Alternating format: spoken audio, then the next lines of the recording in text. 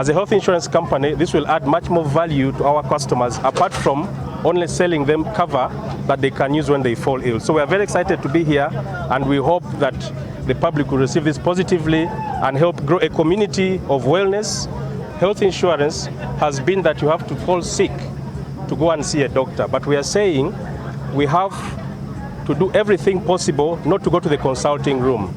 This is one of the ways in which we can keep our health ahead of any sicknesses that may come. Tugenda kuteekangako information obubaka obuyamba abantu pressure zikuba abantu buli lunaku nazo tugenda kukola ki information egenda kubanga kweri toyina kugenda ng'onoonya information y'amalwaliro.